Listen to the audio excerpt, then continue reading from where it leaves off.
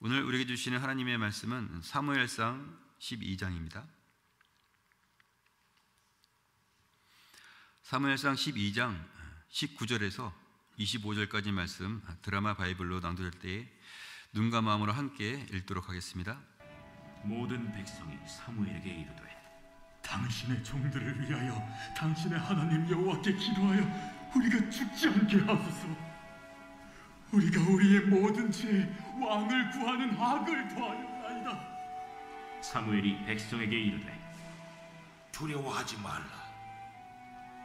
너희가 과연 이 모든 악을 행하였으나 여호와를 따르는 데에서 돌아서지 말고 오직 너희의 마음을 다하여 여호와를 섬기라. 돌아서서 유익하게도 못하며 구원하지도 못하는 헛된 것을 따르지 말라. 그들은 헛되니라. 여호와께서는 너희를 자기 백성으로 삼으신 것을 기뻐하셨으므로 여호와께서는 그의 크신 이름을 위해서라도 자기 백성을 버리지 아니하실 것이요 나는 너희를 위하여 기도하기를 쉬는 죄를 여호와 앞에 결탄코 범하지 아니하고 선하고 의로운 길을 너희에게 가르칠 것인지 너희는 여호와께서 너희를 위하여 행하신 그 큰 일을 생각하여 오직 그를 경외하며 너희의 마음을 다하여 진실히 섬기라. 만일 너희가 여전히 악을 행하면 너희와 너희 왕이 다 멸망하리라. 아멘. 오늘 말씀의 제목은 하나님을 섬기는 자입니다.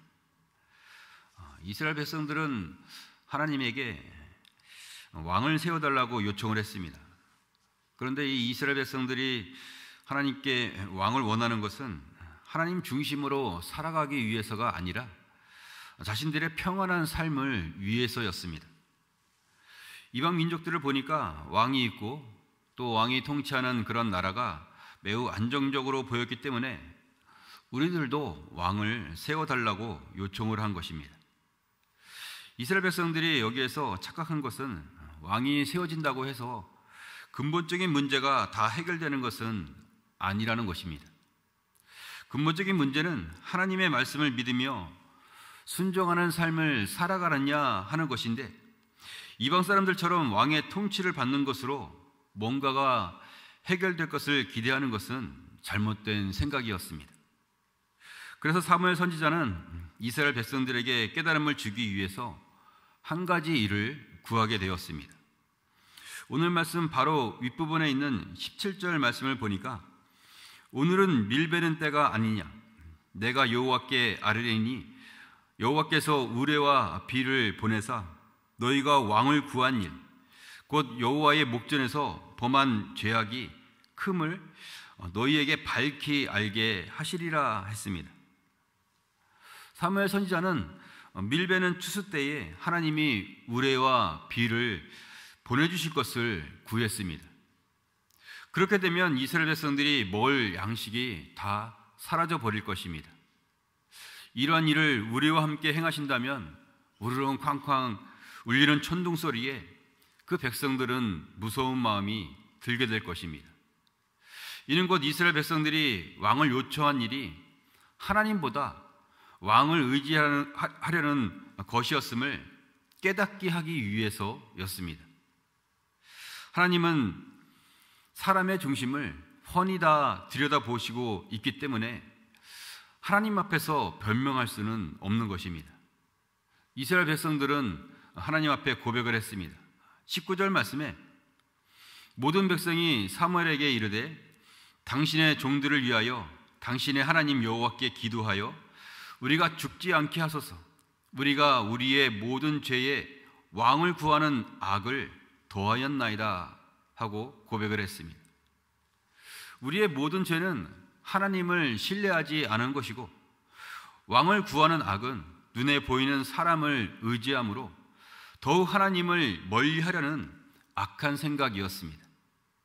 이에 사무엘은 백성들에게 말했습니다. 20절 말씀에 사무엘의 백성에게 이르되 두려워하지 말라. 너희가 과연 이 모든 악을 행하였으나 여호와를 따르는 데에서 돌아서지 말고 오직 너희의 마음을 다하여 여호와를 섬기라 했습니다. 여기에서 우리가 알아야 하는 것은 혹 범죄하여 넘어졌다 하더라도 두려워하지 말아야 한다는 것입니다. 하나님은 사랑의 하나님이기 때문에 죄를 고백하고 하나님께로 나오면 다 용서해 주시고 회복시켜 주십니다. 그런데 두려워하는 마음을 갖게 되면 점점 더 하나님에게서 멀어지게 되고 결국 멸망에 이르게 될 것입니다. 그렇게 되면 누가 좋아하느냐? 원수가 좋아합니다. 작은 일에 두려워하고 하나님에게서 점점 멀어지는 것, 그래서 하나님께로 돌아오지 못하게 되는 것을 원수는 원하고 있습니다. 그렇다면 우리는 어떻게 해야 하느냐? 두려워하지 말고 마음을 다해 하나님을 섬겨야 합니다. 하나님을 섬긴다는 것은 나에게 있는 어떤 것으로 하나님을 섬기는 것이 아닙니다. 보통 세상 기준으로 보면 나의 정성, 나의 예물로 무언가를 섬긴다고 하는데 이는 세상 종교에서 그렇게 하는 것이지 기독교는 다릅니다.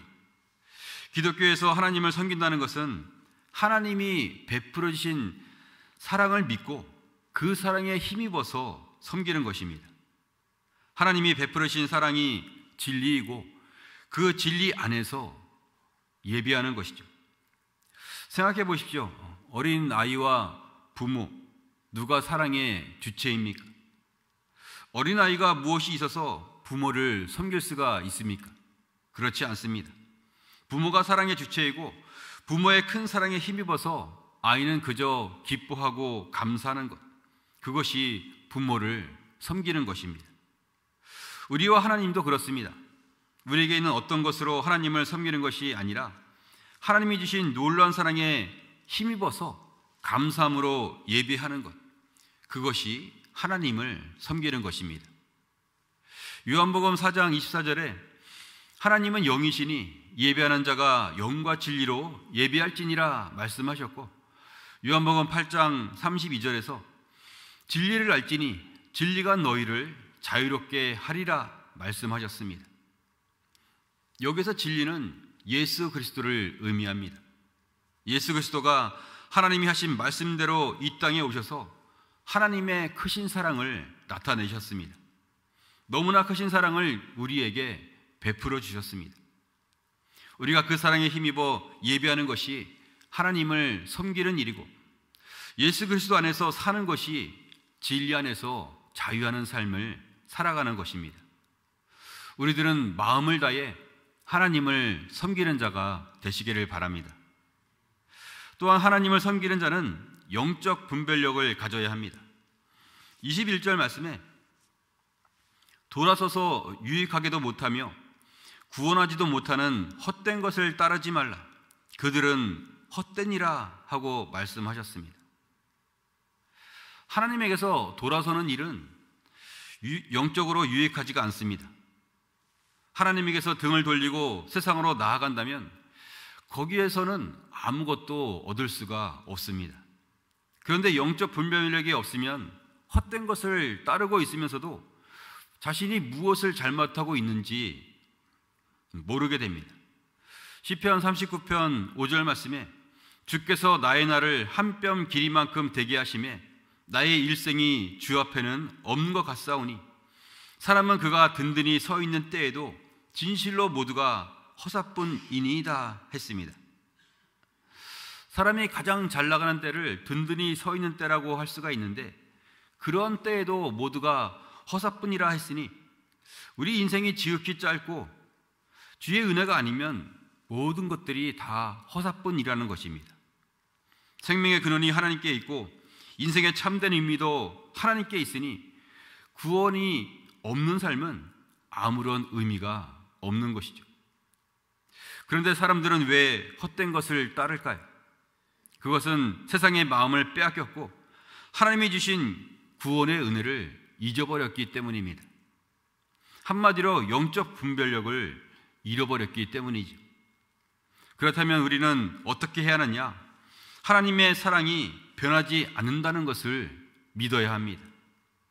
혹 우리는 실패하고 넘어질 때가 있지만 하나님은 변함없이 그 백성을 사랑하고 계십니다.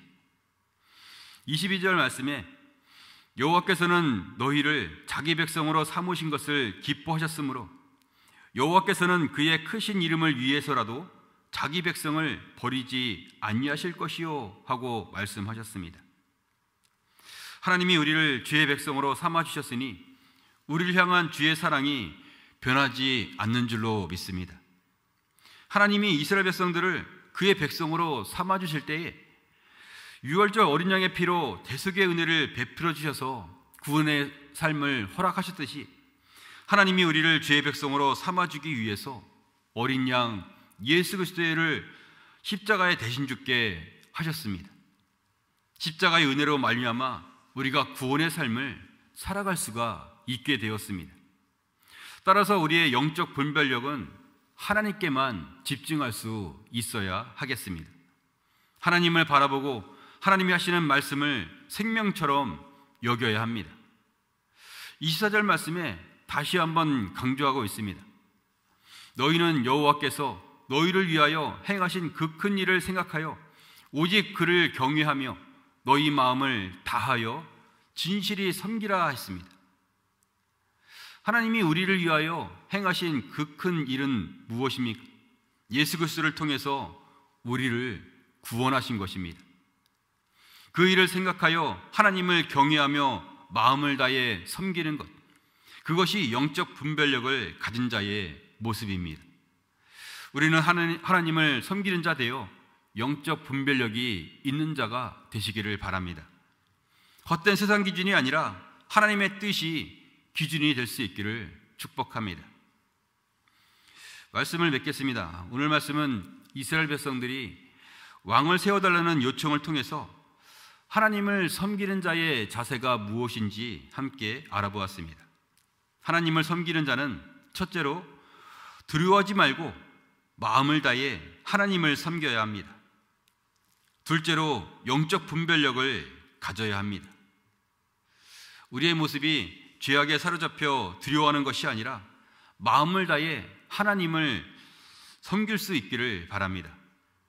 영적 분별력을 갖춘 자가 되어서 주의 뜻이 무엇인지 분명하게 아는 자가 될 수 있기를 축복합니다.